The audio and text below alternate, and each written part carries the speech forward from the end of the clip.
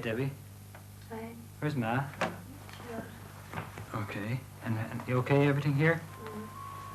All your homework done?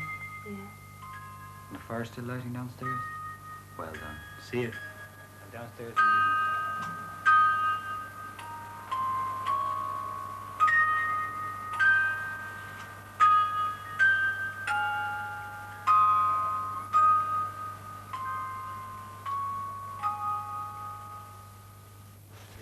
Great stuff there from the Limerick group, CJ the DJ, got that right. But as I said earlier, the second unit were based in Waterford and we have them here. Michael Hart, hiya Michael. Michael lives in Compile in County Wexford. He did a course in radio journalism last year and worked for 2 months in BBC Radio Foyle in Derry. He worked as a researcher and a director for the group. Well done there, Michael. Okay, next we have a very tall Gary Corby. Gary did a video production course in Tralee. He worked as a lighting man for a cable television station in Denmark. He also was assistant cameraman for AV3 in Cork. He worked for us as a sound recordist in Waterford. Well done. Now, Anne was the only woman on the unit. She's originally from Dublin but now lives in Waterford. Much of Anne's previous work has been in radio, I believe. And she did a radio journalism course for 2 years, and she's worked in the BBC Northern Ireland in the Current Affairs department, and has also worked in local radio, that was CKR in Carlow. Anne worked as a researcher reporter for the group. Conor O'Toole, one of the 2 Conors on the group. Conor went to the senior college in Ballyfermot for 2 years, where he studied radio and television production. Much more recently, he's worked on the feature-length film Fatal Inheritance, wasn't it? Yeah. And he worked as a cameraman for the group. Great stuff. And last, but definitely not least, Conor Halper. Conor was born in Waterford and has led a very varied career since leaving Telecom Éireann 6 years ago. He set up his own kissogram business, believe it or not, and is currently an MC for the karaoke. Right? Karaoke, and has an active involvement in local radio. Conor has acted, directed and reported for the group. And you're also going to tell us a little bit about your final production, Conor. That's right, Teresa. We took our inspiration to the circus, reinventing our childhood. As you know, Fossetts Circus is the longest established circus in Ireland. And we took our intrepid team along with the camera to give a revealing insight into the everyday life of a circus and what goes on there. Okay. It was shot on location in Poulbury, Waterford, and then in Clonmel. Okay, well, you can roll it there. As Conor has said, it's all about life on the road with the circus down in Waterford.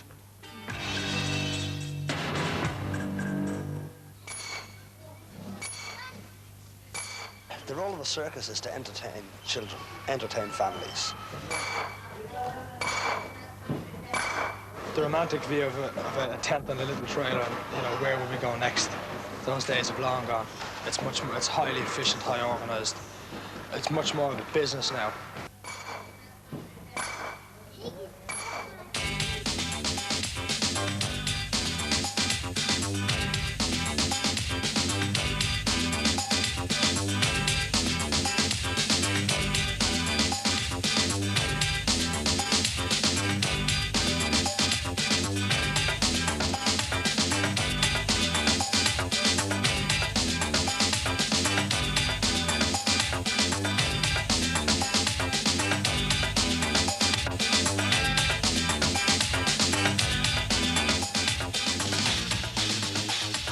We've been planning our tour now since just after Christmas. The final, the details. But we usually have a general route. And mainly when we finish in November, we'll already be looking ahead to next season. But initially it'll be any transport changes, program, etc., etc. And then just the initial outlay of the tour. But then into the new year, then we'll start the writing will start. We'll start applying for grounds, etc. And then we'll start to get an idea of what route we're going to have the following season. And then it rolls into March then very fast. You first have to mark out the area where your tent is put. That takes about 20 minutes, half an hour. You mark that out, then your tent is brought into position. Your poles have to be unloaded, erected, stabilised. Your tent then also has to be unloaded, erected, poles put in, fitted, tightened, and then you start basically on the inside of the tent. bringing your seating in, bringing in your equipment. The flying trapeze rigging, as you see, it takes them 3 to 4 hours to erect. It all takes time. So basically from 6 o'clock in the morning until 2 or 2:30 in the afternoon, you're working just to get set up. Everybody has another job, if you like. You don't just see them, they don't just come into the ring and they're there. First of all, the artists initially have their own props. The flying trapeze have the rigging. Everybody has props for that, so they have to look after them first of all. Plus they have a job. They don't erect the tent itself, but they maybe bring in the chairs, the ring fence, some small job, or the front entrance has to be erected, something like that. And now we'd like you to sit back, relax and enjoy yourselves as we present the most spectacular circus in Ireland.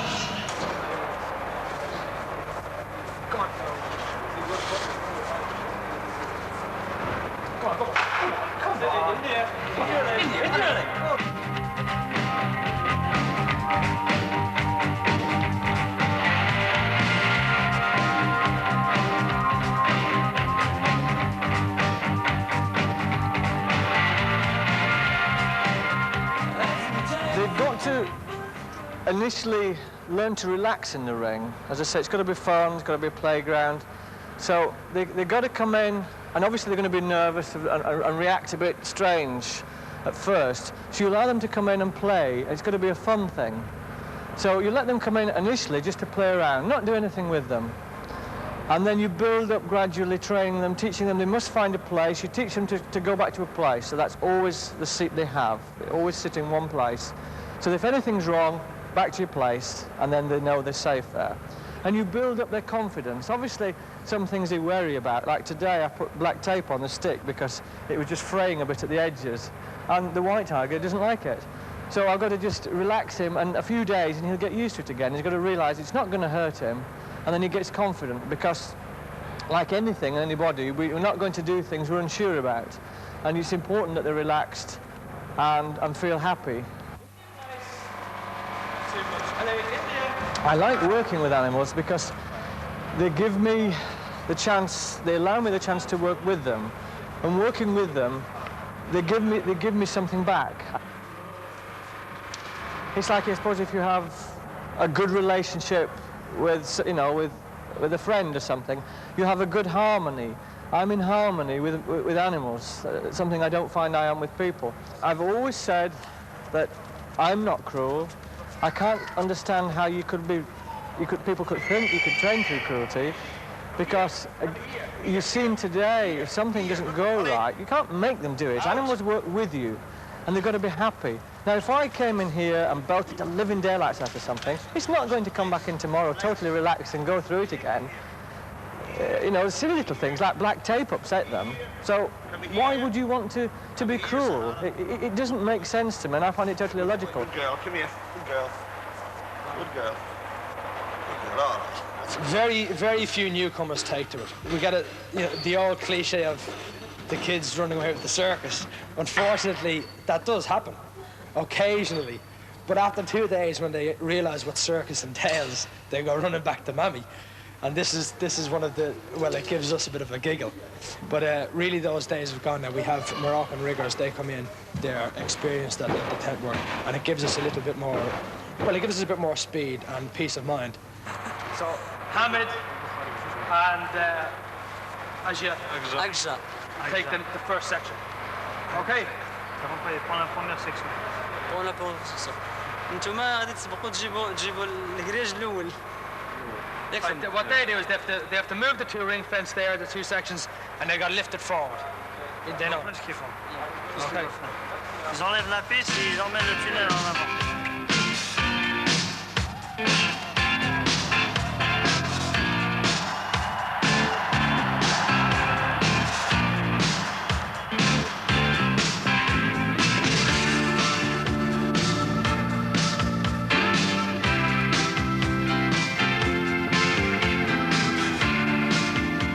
Changes, yes, because it's much different when you make somersault or double somersault, and it makes you confused, you know, because it's so many revolutions that you don't see nothing, you just feel it. That's why we need, you know, practice, practice, practice. It takes years. You know what I mean?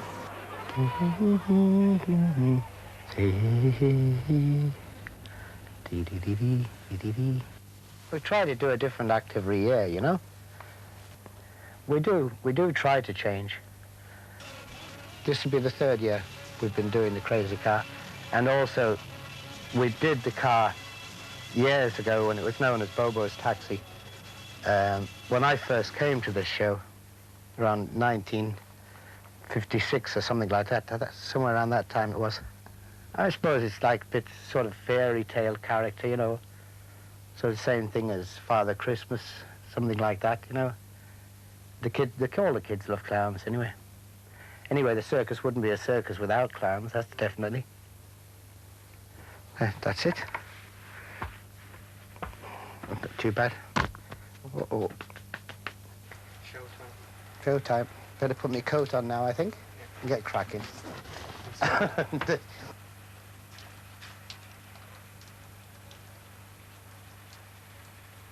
Circuses are always popular. Maybe not as popular in some areas as others, but there'll always be a circus. As long as there's children, there'll always be a circus.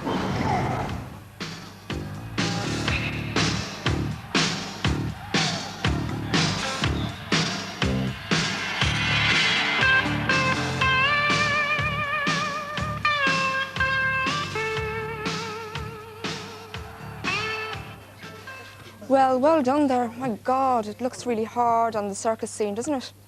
OK, well, during the week, we asked Mary Rafferty, series producer on RT's Wednesday Report, and John Brady, independent producer, to have a look at some of the work produced by the 2 units over the past few months. Mary, first of all, what did you think? I was very impressed, I must say, with all of the work that was produced. I thought it was to a very high standard, and it's tremendous to see people having the opportunity to do this and to figure out what is happening and the way that you can use pictures and use sound and use them together, because it makes a far more critical audience for anything that we do as professional broadcasters. But it also creates a pool of enormous talent out there for a station like RT or anybody else to use, and I was most impressed. I saw 3 of them. And the one, I must say, that I liked best, I liked the one on kickboxing that I saw. I just thought it was extremely well put together. And particularly they used drama, they used interviews, they used various locations for their interviews, and they clearly thought very carefully about what they wanted to do, and it just worked very, very well. It was very well put together. OK, John, as someone who was involved with the course, how beneficial do you think it was? Well, if you consider that you just take a group of 12 people in 2 units, and within 3 months they present on television almost a half an hour's of material, it actually does prove that out there are people with ideas, and that there is the technology out there using Hi8 that people can go out and actually do stories down in places like Waterford and Limerick. I was impressed with all of the pieces. I think there's a difference in style between both groups, which I think is a good thing, because they do things in different ways, and that's an advantage I'd see of groups like this, that they express themselves in their own particular style. So obviously Hi8 is going to be a format of the future. Thanks very much for coming along, Mary and John, and it's over to you now, Donal. Thanks very much, Teresa. Well, I have with me here now Donal Griffin. Donal is the external training manager of the Midwest with FOSS, and Oliver Clancy. Oliver is the manager of FOSS Training Centre in Waterford. Now, Oliver, firstly to you, or the 2 of you, were you both impressed with the work? Very much, yeah. All the pieces I think that went out were excellent, and they very much showed the training that people got over a very short period and the level of professionalism that they got in that short time. Good. And Donal, you were impressed too? I think it was absolutely excellent. I think looking at the amount of time, only 8 weeks, and to me, looking at the videos, they're very professional. Very good. Now, Oliver, can you tell me what was the value of this course now to FOSS?